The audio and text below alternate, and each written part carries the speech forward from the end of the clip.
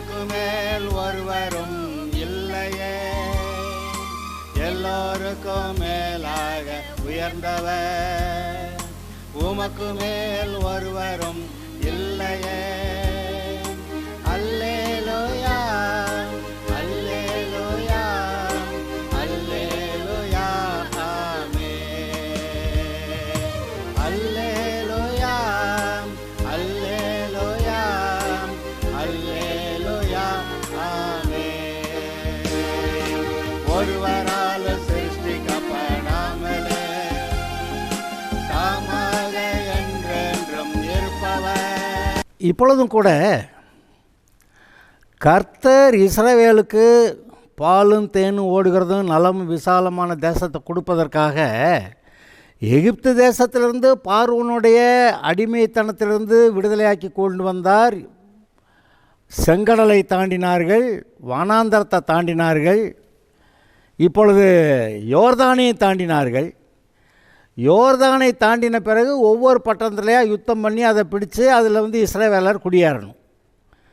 ஆனால் எரிகோ கோட்டை ஜெயித்த இஸ்ரவேலர் அவங்க ஒன்றும் பெரிய ஜெயம்னா என்ன, கோட்டை அது பாட்டுக்கு விழுந்துருச்சு. ஆனால் அங்கே இருந்த யுத்த வீரர்கள்லாம் கூட யுத்தம் பண்ணியிருப்பாங்க, அவங்கள ஜெயித்திருக்கிறாங்க. அது எல்லாவற்றையும் அங்கே இருந்த காரியங்களை நன்மைகளை பெற்றுக்கொண்டார்கள். ஆனால் அதுக்கப்புறமா ஒரு சம்பவம் சொல்லப்படுகிறது. இந்த யோசுவா என்ன சொல்லியிருந்தான், அந்த பட்டணத்தை பிடிக்கிறப்ப அந்த சாபத்தீடானதில் எதுவும் எடுக்கக்கூடாது,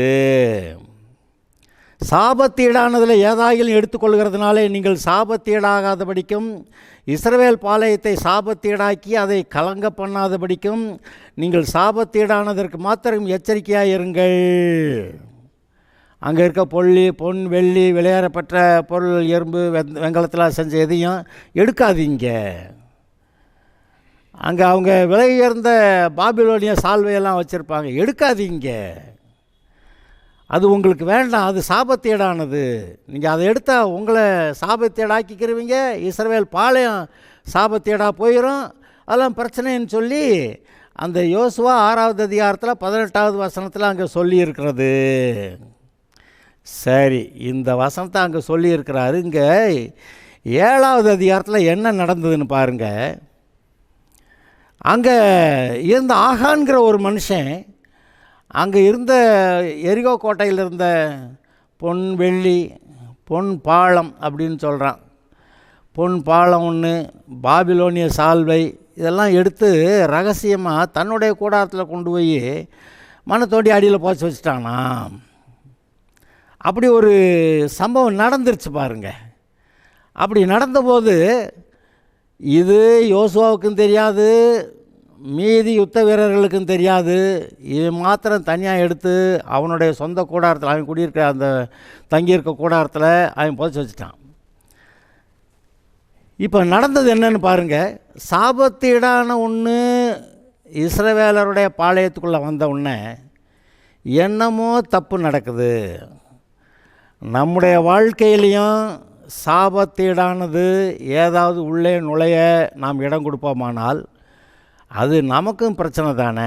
அது ஒரு போதனையாக இங்கே இருக்கிறது, திருஷ்டாந்தமாய் எழுதப்பட்டிருக்கிறது, அதாவது எடுத்துக்காட்டாக எழுதப்பட்டிருக்கிறது. இதை நாம் வாசிப்போம். இதில் நமக்கு ஒரு போதனை இருக்கிறத இதை நாம் பெற்றுக்கொள்ளலாம். இஸ்ரவேல் புத்திரர் சாபத்தீடானதிலே துரோகம் பண்ணினார்கள். எப்படியெனில் யூதா கோத்திரத்து சேராகுடைய குமாரனாகிய சப்தியின் மகன் கர்மிக்கு பிறந்த ஆகான் என்பவன் சாபத்தீடானதிலே சிலதை எடுத்துக்கொண்டான். ஆகையால் இஸ்ரவேல் புத்திரர் மேல் கர்த்தருடைய கோபம் உண்டது. நீங்கள் கேட்பீங்க, ஒருத்தன் செஞ்ச பாவத்துக்கு மீது எல்லாருக்கும் பாடா அப்படின்னு நீங்கள் நினைக்கலாம். ஆனால் அது கார்ப்பரேட்டாக அன்றைக்கி அது அப்படி இருந்திருக்கு. ஏன்னா ஒரே தலைமையில் கர்த்தர், யோசுவாவோடைய வார்த்தையின்படி அங்கே மக்கள் செய்யணும். அப்படி செஞ்சால் தான் சரி. ஒருத்தர் தப்பாக செஞ்சால் அதுக்கான தண்டனை வருது. அப்போ அவன் தண்டிக்கப்படுறது மாத்திரமில்லை, அவன் தண்டிக்கப்படாமல் விட்டால் மீதி இருக்க ஆட்களுக்கும் ரொம்ப திணக்கம் துளிர் விட்டு போயிடும். அதனால் அங்கே நியாயத்தீர்ப்பை கர்த்தர் நிறைவேற்றதை நீங்கள் பார்க்குறீங்க. யோசுவா எரியோவிலிருந்து பெத்தேலுக்கு கிழக்கே பெத்தாவோன் சமீபமாக இருக்கிற ஆயி பட்டணத்துக்கு போகும்படி ஆட்களை அனுப்பி நீங்கள் போய் அந்த நாட்டை வேவு பாருங்கள் என்றான். அந்த மனுஷர் போய் ஆயியை வேவு பார்த்து யோசுவா இடத்துல திரும்பி வந்து அவனை நோக்கி, ஜனங்கள் எல்லாரும் போக வேண்டியதில்லை, ஏறக்குறைய 2000-3000 பேர் போய் ஆயியை முறியடிக்கலாம், எல்லா ஜனங்களும் அங்கே போகும்படி வருத்தப்படுத்த வேண்டியதில்லை, அவர்கள் கொஞ்சம் பேர் தான் என்றார்கள். போய் பார்த்துட்டாங்க, கொஞ்சம் பேர் தான், 2000-3000 பேர் போனால் போதும், எல்லாரையும் போட்டு ஆள்ட்ட வேண்டியதில்லை. கரெக்டு தான். அப்படியே ஜனங்களில் ஏறக்குறைய 3000 பேர் அவ்விடத்திற்கு போனார்கள். ஆனாலும் அவர்கள் ஆயின் மனுஷருக்கு முன்பாக முறிந்தோடினார்கள். ஆயின் மனுஷர் அவர்கள் ஏறக்குறைய 36 பேரை வெட்டி போட்டார்கள். இஸ்ரவேலரில் 36 பேரை பாவம் செஞ்சேன் ஒருத்தன், இப்போ செத்தது 36 பேர். இதுக்கெல்லாம் என்ன பாஸ்டர், இதெல்லாம் சரிதானா? நான் சொல்கிறேன் நான் என்னன்னு. ஓகே, பட்டண வாசலில் வெளியில் துவக்கி செபாரி மட்டும் அவர்களை துரத்தி மலையிறக்கத்திலே அவர்களை வெட்டினார்கள். ஜனங்களின் இருதயம் கரைந்து தண்ணீராய் போயிற்று. அந்த சாபத்தீடானதில் எடுத்துக்கிறாத, எடுத்த இஸ்ரவேலரை கலங்க பண்ணிடுவேன், அதெல்லாம் செஞ்சிடாதேன்னு சொன்னால் ஒருத்தன் செய்கிறான். அப்பொழுது யோசுவா தன் வஸ்திரங்களை கிழித்து கொண்டு அவனும் இஸ்ரவேல் மூப்பரும் சாயங்காலம் மட்டும் கர்த்தருடைய பெட்டிக்கு முன்பாக தரையிலே மூங்குப்புற விழுந்து தங்கள் தலைகள் மேல் புழுதியை போட்டுக்கொண்டு கிடந்தார்கள். ஜெயமான ஆர்ப்பரிப்பு எங்கே இருக்குது, இங்கே புழுதியை போட்டுக்கிட்டு அங்கே படுத்து கிடக்கிறது எப்படி இருக்குது? யோசுவா, கர்த்தராகிய ஆண்டவரே, எங்களை அழிக்கும்படிக்கு எமோரியர் கையில் ஒப்பு கொடுப்பதற்காகவா தேவரீர் இந்த ஜனத்தை யோர்தானை கடக்க பண்ணினீர்?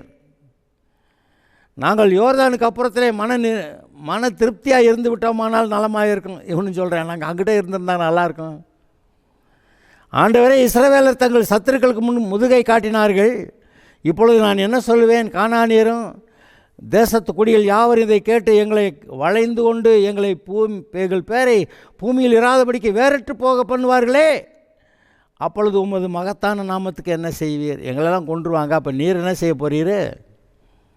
அப்பொழுது கர்த்தர் யோசுவாவை நோக்கி, எழுந்திரு, நீ இப்படி மூங்குப்புற விழுந்து கிடக்கிறது என்ன?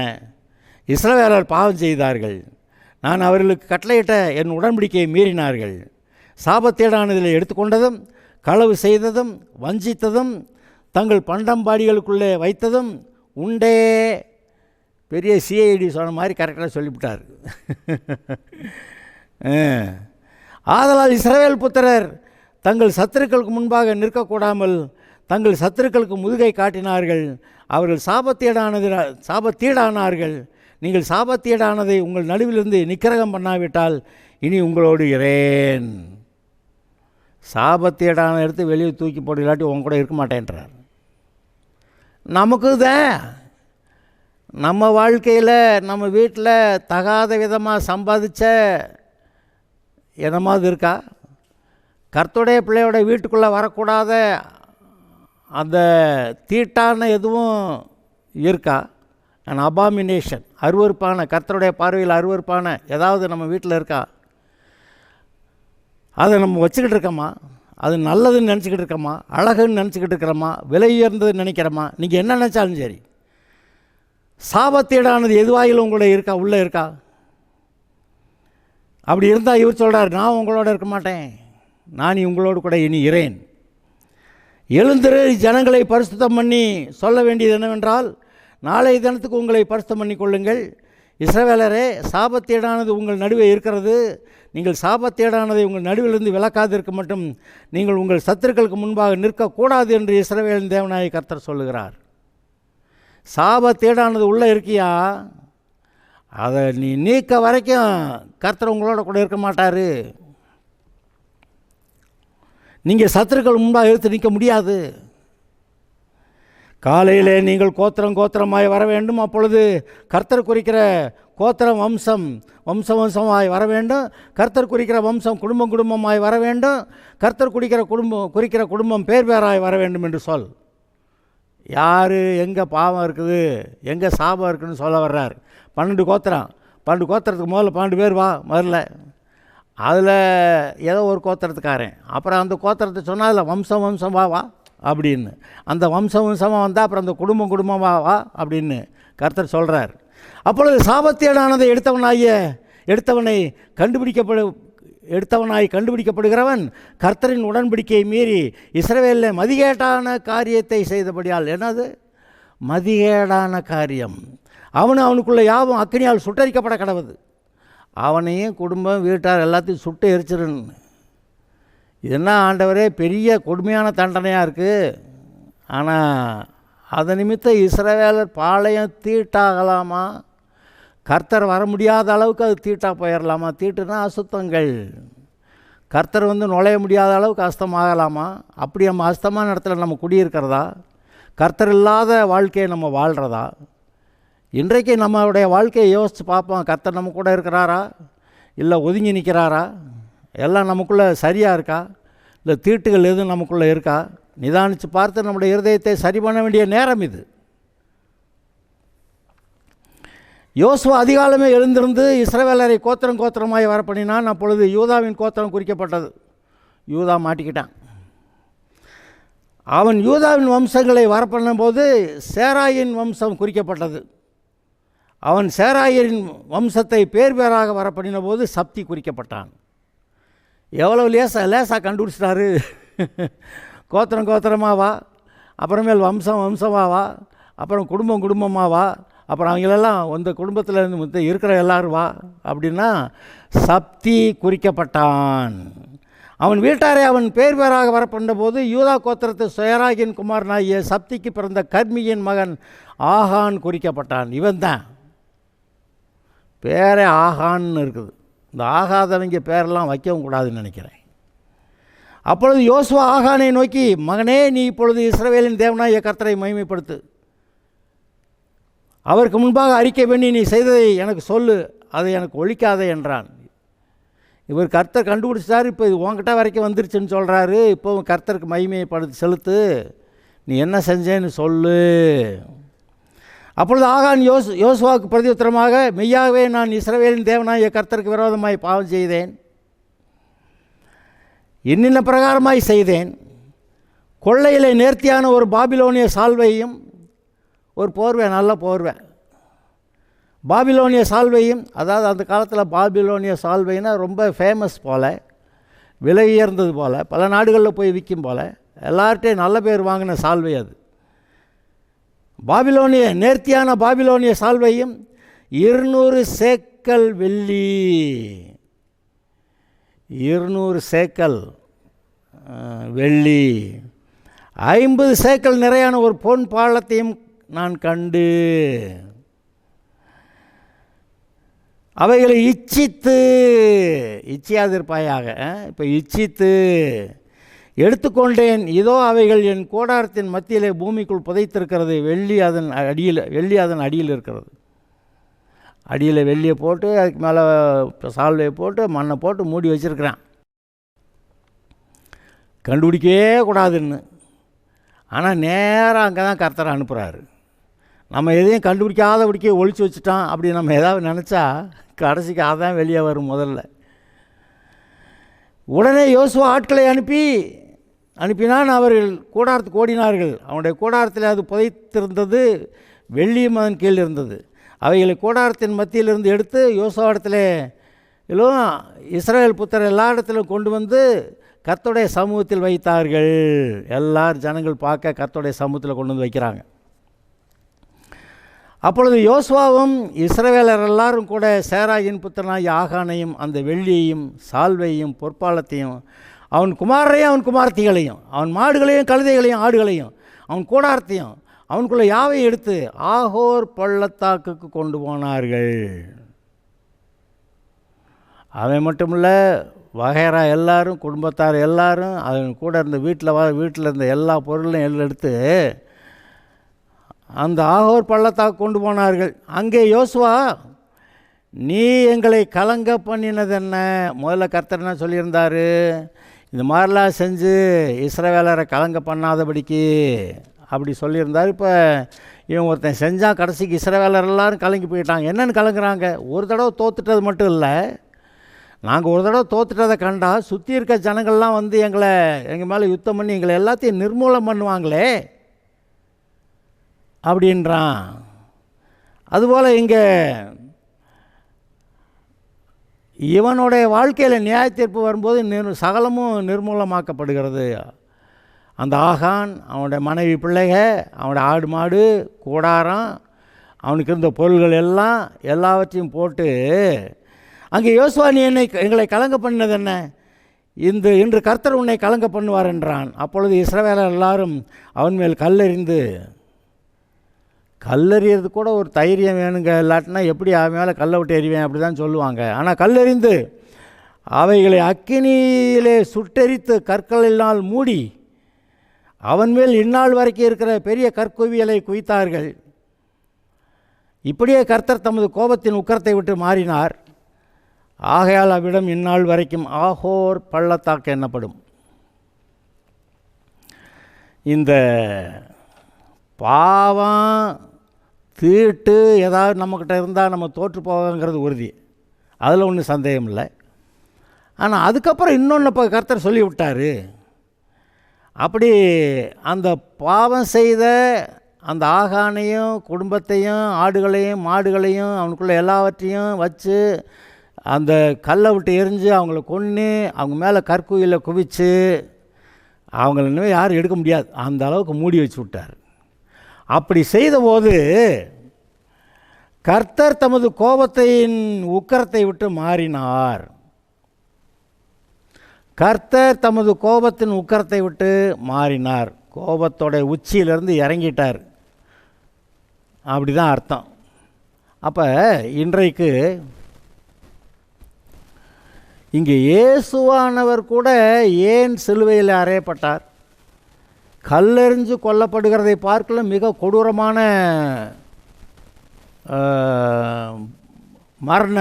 மரணம் இது. அங்கே சிலுவையில் தொங்கிட்டே இருக்கணும், இந்த வெயிட்டில் இழுக்கும், அப்போ கையில் எல்லாம் ஆணியெல்லாம் வலிக்கும். அப்புறம் கொஞ்சம் நிமிர்ந்து இப்படி நின்னாதான் நல்லாயிருக்கும். இப்படியே எவ்வளவு நேரம் கொடுமையான சிலுவை பாடுகள். அவ்வளவு பாடுகளை இயேசு சகித்த போது யாருக்கு? உங்களுக்காக, எனக்காக, உங்களுடைய பாவம் என்னுடைய பாவங்கள்லாம் போக்குறதுக்காக இயேசு பாடுபடுகிறார். பாவத்தின் சம்பளம் மரணம், அங்கே இயேசு பாடுபடுகிறார். அவர் பட்ட பாடுகளை பார்த்து தேவன் நம்மோட கூட இருந்த அந்த விரோதத்தை நீக்கி நம்மோட கூட சமாதானமாகிறாரு. அதாவது அவருடைய கோபம் தீரணுங்க. இப்போ மனுஷர் மேலே இருக்க கோபம் தீரணும். அப்போ கோபத்தை தீர்க்கறதுக்கு ஒரு ஆள் வேணும். அதுதான் இயேசுநாதர் வர்றாரு. அவங்க தண்டனையெல்லாம் நான் ஏற்றுக்கிறேன், அவங்களுக்காக நான் சாகிறேன் அப்படின்னு சொல்லி அவர் சிலுவைக்கு வர்றாரு. அப்போ கர்த்தருடைய கோபம் தீரணுமானா கோபத்தெல்லாம் எங்கேயாவது ஊற்றி விடணும். நானாக திடீர்னு கோபம் இல்லாமல் இருந்துக்கிட்டேன் இல்லை, அதுக்கப்புறம் ஆத்திரம் அங்கே உள்ளே இருக்க தானே செய்யும். ஆனால் நீங்கள் கேட்டிருக்கீங்களா, இந்த மாதிரி குற்றவாளியை போய் நான் மனசார அடித்தேன் அப்படின்னு சொல்லுவாங்கள்ல, மனசார அடித்தப்ப அவனுக்கு இருந்த கோபமெல்லாம் போயிடுது. அதுபோல் இயேசு கூட சிலுவையிலே தொங்கும்போது தன்னுடைய கோபத்தை அவர் மேல் ஊற்றி விட்டார். கோப ஆக்கினை அவர் மேல் ஊற்றப்பட்டது. தேவனுடைய கோப ஆக்கினை இயேசுவின் மேல் ஊற்றப்பட்டது. கோபத்தை பூரா ஊற்றிட்டார் எங்கே? இயேசுநாதர் மேலே. இப்போ உங்கள் மேலே கோபப்படுறதுக்கு அங்கே கோபம் இல்லை. அங்கே ஏசாயா 54 அவர் என்ன சொல்கிறாரு, நான் அதை வாசித்து காட்டுறேன். ஏசாயா 54 வினோதமாக ஒரு வரி இருக்கும். 10வது வசனம் வாசிக்கிறேன்.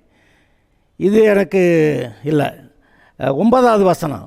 இது எனக்கு நோவாவின் காலத்தில் உண்டான வெள்ளம் போல இருக்கும். நோவாவின் காலத்தில் உண்டான வெள்ளம் இனி பூமியின் மேல் புரண்டு வருவதில்லை என்று நான் ஆணையிட்டது போல உன்மேல் நான் கோபம் கொள்வதில்லை என்றும், என்னன்னு உன்மேல் நான் கோபம் கொள்வதில்லை என்றும் உன்னை நான் கடிந்து கொள்வதில்லை என்றும் ஆணையிட்டேன். கடிந்து கொள்வதுன்னா திட்டுறது. உன் மேலே கோபப்படவும் மாட்டேன், உன்னை திட்டவும் மாட்டேன். அப்படின்னு கர்த்தர் சொல்கிறார். அப்போ இஸ்ரவேலர் மேலே இருந்த கோபம் எப்படி போச்சு? அதுக்கான கிரயம் கொடுக்குற ஒரு ஆள் இருந்தார். இப்போ இயேசுவானவர் வந்து கிரயத்தை கொடுக்குறார். அப்போ தேவன்கிட்ட இருந்த கோபாக்கினை, அதாவது ஆதாம் வந்து சும்மா ஏதோ பழந்துன்னா பரவாயில்ல, இவன் பிசாசோட சேர்ந்துக்கிட்டு கர்த்தர் எனக்கு வேண்டான்னு சொல்லிவிட்டு இனிமேல் பிசாசு கூட தான் இருப்பேன்ட்டு அவங்க கூட ஐக்கியம் வச்சுக்கிட்டு அந்த தேவனுடைய எதிரியாகிய பிசாசுக்கிட்ட போய் உட்கார்ந்துருந்தது. கோபமாக வராதா? கோபத்தில் கொன்னே விடுவேங்கிறார். ஏன்னா பாவத்தின் சம்பளம் மரணம். கொன்னே விடுவார். கொல்றதை தான் சொல்கிறார். ஆனால் இப்போ கொன்று விட்டாக்க ஆதாமின் சந்ததி எல்லாம் நரம் போயிடும்ல. அதனால் கர்த்தரே ஒரு வழி உண்டாக்கி அந்த பாவத்துக்கு பரிகாரம் பண்ணுறதுக்கு இயேசுவை அனுப்புனா இயேசு மேலே தான் அந்த கோபாக்கினையெல்லாம் ஊற்றணும்.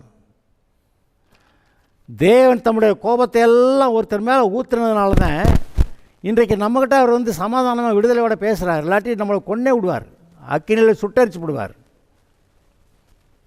ஆனால் ஒருவர் வந்து நமக்காக மரித்தார். அந்த மரிக்கிறப்ப தேவனுடைய கோபமெல்லாம் அங்கே ஊற்றப்பட்டது.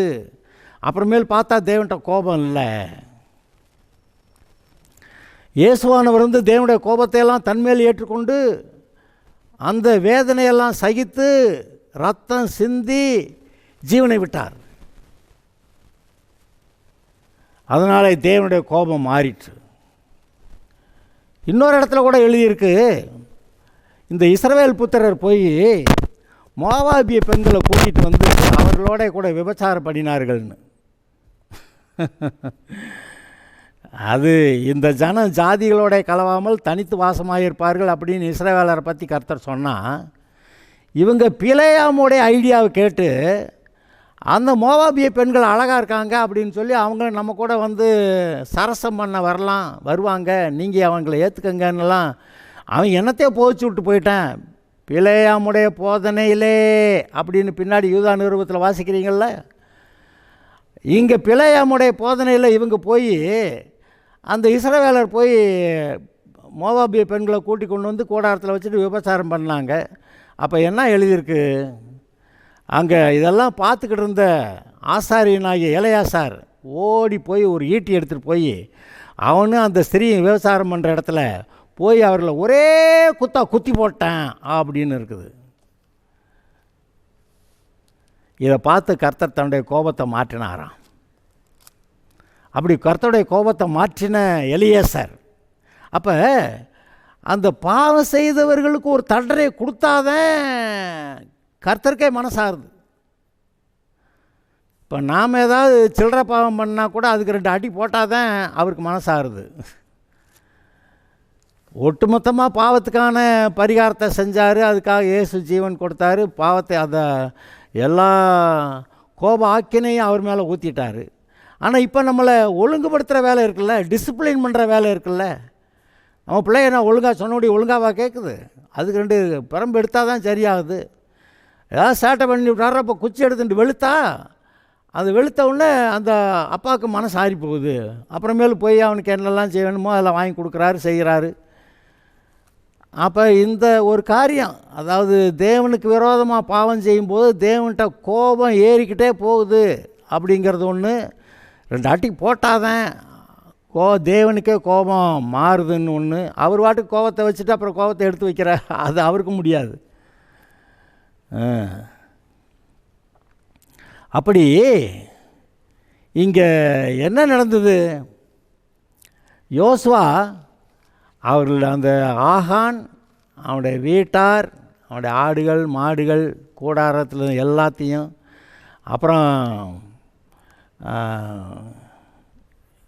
எல்லாவற்றையும் போட்டு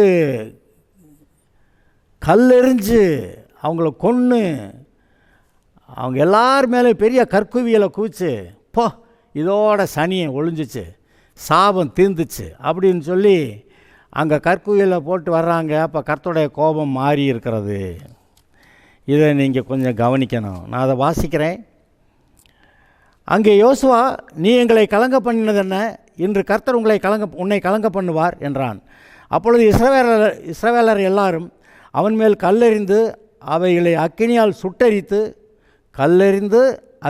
சுட்டரித்து கற்களினால் மூடி அவன் மேல் இந்நாள் வரைக்கும் இருக்கிற பெரிய கற்குவியலை குவித்தார்கள். இப்படியே கர்த்தர் தமது கோபத்தின் உக்கரத்தை விட்டு மாறினார். ஆதலால் அவ்விடம் இந்நாள் வரைக்கும் ஆகோர் பள்ளத்தாக்கு எனப்படும். நான் உங்கள்கிட்ட ஒரு வார்த்தை சொல்லணும். ஒரு வசனத்தையும் வாசிச்சிட்றேன். நீதிமொழிகள் 11வது அதிகாரம், அதில் கடைசி வசனத்தை நான் வாசிக்கிறேன். 31, நீதிமொழியில் 11:31. இதோ நீதிமானுக்கு பூமியிலே சரி கட்டப்படுமே, துன்மார்க்கனுக்கும் பாவிக்கும் எத்தனை அதிகம். இதோ நீதிமானுக்கு பூமியிலே சரி கட்டப்படுமே. அவன் செய்கிற பாவத்துக்கெல்லாம் அங்கேயே அக்கௌண்ட்டை செட்டில் பண்ணுறார். பரலோகத்துக்கு போய் அங்கே தண்டிக்க முடியாது. அதனால் பூமியிலே அவங்கவுங்க செஞ்ச பாவத்துக்கு இங்கே அக்கௌண்ட்டை செட்டில் பண்ணுறாரு. நீதிமானுக்கு பூமியிலே சரி கட்டப்படுமே. ஏன் நீதிமான்னாக்கா அவனை கண்டிக்கணும். வீட்டில் பிள்ளைன்னா கண்டிக்கணும், ஒழுங்குபடுத்தணும். இந்த வீட்டில் இருக்க பிள்ளைகளுக்கு கிடைக்கிற சிக்ஷை ஊரில் இருக்கவங்களுக்கு கர்த்தர் கொடுக்குறாரா? இல்லை. அப்போ வீட்டில் இருக்க பிள்ளைகளுக்கு தான் சிக்ஷையை கொடுக்கணும். அப்போ தான் ஒழுங்குபடுத்தணும். அப்படி தான் ஒழுங்குபடுத்த முடியும், அப்படி தான் வைக்க முடியும். அப்போ தேவனுடைய பிள்ளைகள் சேட்டை பண்ணால் அப்புறம் ஒழுங்குபடுத்துறது இருக்குல்ல, டிசிப்ளின் பண்ணுறதுக்கு கொடுக்க வேண்டிய பெரம்படி இருக்குல்ல. அப்போ அந்த பெரம்படியை நினச்சி பார்க்குறதுங்க. அதாவது இன்னொன்று சொல்கிறேன், அறியாமல் அடிகளுக்கு ஏதுவானவைகளை செய்தவன் குறைந்த அடிகள் அடிக்கப்படுவான். அறிந்து அடிகளுக்கு ஏதுவானவைகளை செய்தவன் அநேக அடிகள் அடிக்கப்படுவான், மன்னிக்கப்படுவான்னா போட்டிருக்கு. அறிந்து அடிகளுக்கு ஏதுவானவைகளை செய்தவன் அநேக அடிகள் அடிக்கப்படுவான், அப்படி தான் போட்டிருக்கு. எதுக்கு? அடித்தாதான் கோபம் ஆறுது. இப்போ ஆகான்னு அடித்து போட்டு கொன்று தீ வச்சு கல்குவியலை போட்டால் தான் கர்த்தருக்கு கோபம் ஆறுது. அந்த மோவாபிய பெண்ணோட விபசாரம் செய்த வேசித்தனம் பண்ணின அந்த இஸ்ரவேலில் இருக்கக்கூடிய ஒரு லீடர், ஒரு பெரிய ஆள், அவனை ஒரே குத்துனான அந்த எலியாசாருங்கிற ஆசாரியன் குத்தி கொன்று போட்டான். அப்படி குத்தி கொன்னதுனால தான் கர்த்தருடைய கோபம் மாறி இருக்கிறது. அப்போ கர்த்தருடைய கோபம்னு ஒன்று இருக்குது. அவருக்கு நம்மக்கிட்ட கோபமாக இருக்க வரைக்கும் நம்ம எதுவும் பேச முடியாது. நம்மளை ஒழுங்குபடுத்திட்டா சரியாயிருவார் அவரும். இப்போது உங்கள் பிள்ளைய சேட்டை பண்ணிக்கிட்டே இருக்கிறப்ப இன்னுமே ஒழுங்காக இருக்கேன்னு சொல்லிட்டு ஒழுங்காக இருந்தால் கோபமாகவா இருப்பீங்க? கோபமெல்லாம் காணா போயிடும். அப்போ சேட்டை பண்ணுவேங்கிறப்ப தான் இந்த டேமில் தண்ணி ஏறின மாதிரி ப்ரெஷர் ஏறிக்கிட்டே போகுது. பிபி இங்கே ரொம்ப அவருக்கு. அங்கே ஏதாவது வீட்டில் பாருங்கள் இந்த மாதிரி கோளாறு இருக்கும். சொன்னோடி கேட்காத அநேக காரியங்கள் அங்கே இருக்கும், அடங்காத காரியங்கள் இருக்கும். ஆனால் ஒன்றும் பேச மாட்டாமல் குர்ன்னு அப்படியே ஏறிக்கிட்டே இருக்குது, பிபி ஏறுது. அது நினச்சி பாருங்கள், நம்ம ஏன் சரியாக இருக்கக்கூடாது? நம்ம சரியாக இருந்தால் கர்த்தர் நம்ம மேலே பிரியமாக இருப்பார். இயேசுவை பற்றி கர்த்தர் என்ன சொன்னார்? இதோ என்னுடைய நேசகுமாரன், இவரிடத்திலே பிரியமாக இருக்கிறேன். இன்றைக்கு நீங்கள் தான் தேவனுடைய நேசகுமாரத்திகள். ஆனால் நம்ம அவருக்கு கோபப்படுத்தக்கூடாது. கோபப்படுத்தலாமா? அவர் உங்களுடைய மீட்புக்கென்று கொடுத்த பரிசுத்த ஆவியானவரை துக்கப்படுத்தாமலும் இருங்கள். அது என்னது?